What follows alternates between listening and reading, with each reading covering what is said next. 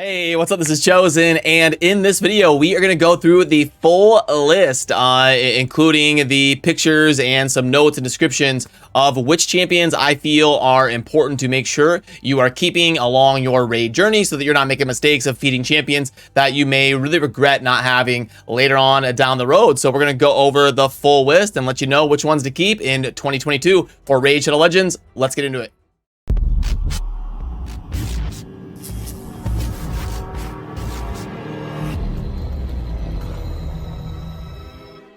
Alrighty, so right out the gate, I will link down below to the full list if you would like to pull this up and go through it. And I'm also meeting with the web developer tomorrow. I'm going to work on starting to get some of this stuff ported over to the raidshadowpro.gg site that we've got in development to do fun community stuff like this. And if you enjoy resources like this that have a lot of work that goes into it, simply liking and subscribing the video goes a long way towards future development of resources like this to keep coming your way on a daily basis. And also, as I'm going through and let you know which ones, in my opinion, are worth keeping, definitely type in the comments down below. If I miss any that you think really deserve to be on here, I am happy to go through and read the comments and plug some more champions in to make sure we keep things as accurately as possible around here. But then to describe the list, I've got it sorted by importance. When you see the full spreadsheet, it's got the ability to sort from the importance or whatever you would like to sort by, and I've got it kind of scaling down to some of the lesser important ones, but still the ones that are fun to keep. So what we'll do is start at the top, right out the gate, and go with the most important rares to make sure you are going to hang on to. And obviously, Apothecary is a good one to kick us off because he is an amazing account-changing rare for any new player to summon. The 3-turn booked up full speed boost with turn meter and the big heals with the triple hit A1 that pairs well with Giant Slayer. Not as much of a big deal as it was back in the day, maybe compared to now, but also a dungeon aura of 21% and a base speed of 106. He is arguably the best rare in the game, and no doubt you want to make sure you hold on to a copy of Apothecary.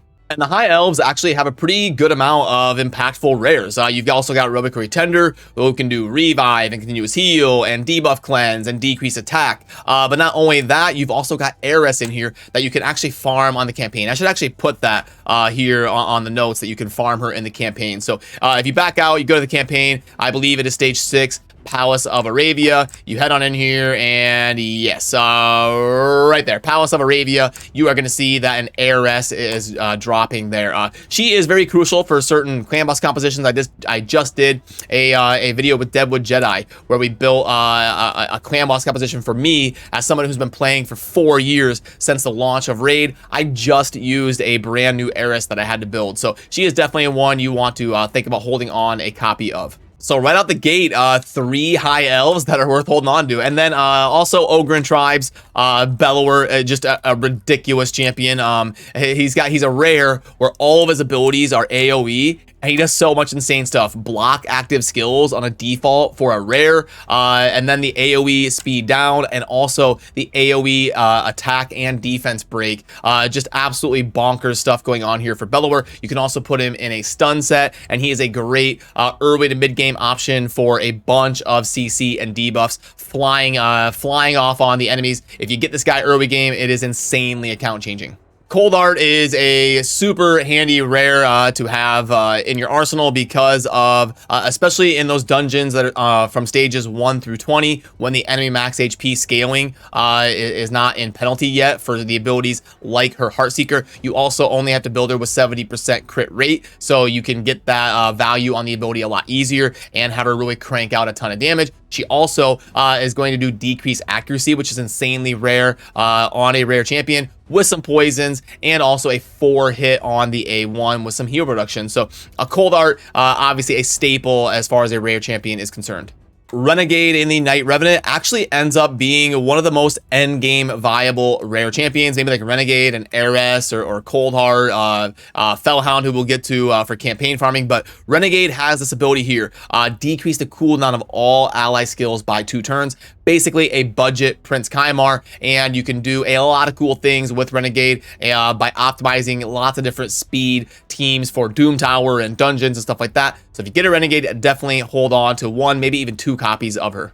Fellhound in the Demon Spawn is a really fun one. He is an insanely good campaign farmer for 12-3 Brutal. He has insanely fast animations. He just goes swipe, swipe, swipe, and he clears the stage in 5 seconds if you've got him in good enough stat thresholds to hit those marks, which isn't that crazy to do. You'll be able to do that in the mid game for sure. And I will pop up the stat requirements for Fellhound right there if you want to see the breakdown or screenshot or anything. I'll leave it up here for a couple seconds if you would like to build yourself the fastest brutal campaign farmer in the game.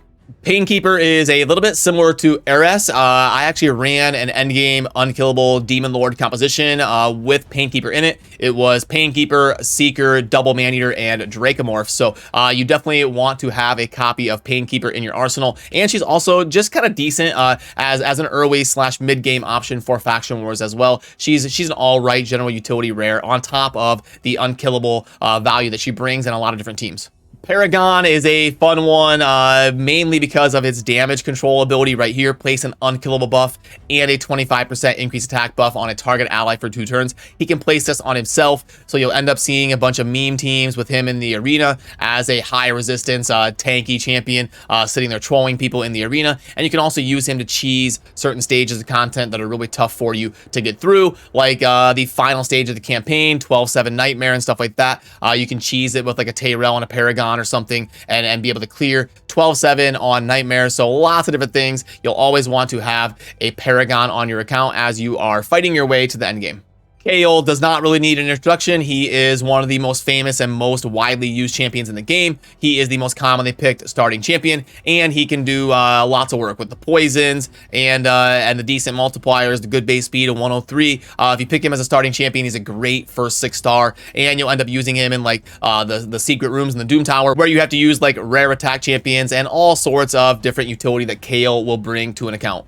Elaine is very similar to Kale in that she is a great option for a rare damage dealer. It's super rare to have multiple AoE abilities on a rare champion, but Elaine can do it with her A2 that attacks one enemy and then everybody else, and then also the A3 that is a multi-hitter, hitting all enemies. So Elaine, a very solid DPS option for any early to mid-game account. Soulbond Bowyer in the Barbarians. I actually ended up maxing out 2 Soulbond Bowyers because for the rare attack room in the rare attack secret room, I built 2 of her in a stun set because of the AoE A1. You can go into the team building thing, lock out her A2 and A3, and just have her constantly stunning the entire team. I had 2 of them in a stun set, just constantly locking down the enemy team, and turned one of the harder secret rooms into a very breezy, easy room by taking advantage of Soulbond Bowyer in a stun set. Frozen Banshee is one of your best early to mid-game options for diving into the Demon Lord and cranking out damage. You are going to get poison sensitivity and also an A1, placing super consistent poisons. She can also be really good in certain dungeons like the Dragon as a mid-game option as well. And now as we get into the 6s, we're getting down to champions that are just decent rares to have on your account, but they might not be game-changing like a Bellower or any certain insane use case. They're just kind of solid to have. And Aethel as a starting champion is perfectly fine as a rare with the self-buffing, the triple hitting A1 that places weaken. Comes in handy in the rare attack secret room as well. Marked is a barbarian rare that gets slept on a lot, but she does AoE decrease accuracy, and then on the A3 here, a 3-turn cooldown, block debuffs, and the big version of increased defense, which is very rare for a rare to have. And you also get the defense and faction crypts, so a very good early to mid game option for barbarian faction wars as well. Scrapper as a void rare can do a little bit of self-shielding and self-sustain while also decreasing enemy max HP. So I have not used him a ton myself, but I have seen some people extract some value out of him as a rare to make sure to hold on to. Trugor as a rare champion has a pretty insane A3. AoE chance to increase the cooldown of each target skills by 2 turns on a 4-turn cooldown. So another champion that could be really handy in some secret room context later on down the road, and a great early game option for faction wars as well. And even though Armiger is an uncommon, we obviously have to get him on this list, honorable mention, because he is basically a rare. This guy is awesome. He's a defense scaling champion that can do the A1 with 30% decrease of turn meter. This guy is awesome for progression in things like the Spider and the Fire Knight. Faction Wars as an uncommon, easy to access champion that you can max out super cheap. You'll definitely want to take advantage of that. But not only the turn meter, he does enemy max HP on the A3 here with a 2-turn cooldown. So Armiger, one of the better budget champions to build. He will fall off maybe end game, but it's always nice to have one on your roster. Hard specs for the Wizardmen is nothing amazing or account changing, but he is a rare champion with some revive and turn meter boost, along with turn meter and speed increases on the A2. And then he's also going to place poisons on the A1. So it could be one of those early to mid game revivers for Faction Wars. You'll start to see champions in this kind of context start to be common as we get down to the 6s and 5s. Veteran ends up being a champion that finds his way into lots of the Orc Faction Wars teams. I used to do a lot of account takeovers for Faction Wars to help people finish the content. And Veteran was somebody I ended up using on a lot of people's accounts, even if they are endgame, because he's going to be decreasing the attack, the big version on the A1 when hitting the boss. And then also he is going to be doing crit rate on all allies. And then also on the A3, he does an AoE booked up 3-turn cooldown of block buffs, which is super handy. You have to go up against these annoying Valkyries and stuff in Faction Wars, and he can block the counterattacks and block the buffs on an AoE. So very handy to have a veteran in your squad when you're trying to put together a Faction Wars team. And in a similar thought process, Grinner actually has a pretty insane kit for a rare champion. He's going to be basically permanently increasing the attack on all of your allies by doing it constantly on the A1 and doing it for 2 turns. And then we're going to be doing an AoE buff strip on a 3-turn cooldown for a rare champion, which is very uncommon. And he's also got revive and shielding coming in here on the A3 with a 110 base speed, which is super high for a rare. So consider him in Faction Wars. Maybe you don't have a Gorgarab or even better like a Siphi or something. This guy would be a great option for the Undead. Faction Wars and Undead is probably one of the top 5 harder ones to clear. And rounding out the champions that are kind of in that build them and keep them for possibly using them in Faction Wars, we wrap up with Guardian on that discussion, because Guardian is going to have an A1 that decreases the duration of all enemy buffs by 2 turns, which is absolutely crazy. And then we're also going to be getting a pretty reliable block buffs here on the A2, while also providing counterattack on himself to proc the effect of the A1 to decrease the duration of all enemy buffs by 2 turns. So very, very good option to keep in mind for Knight Revenant Faction Wars.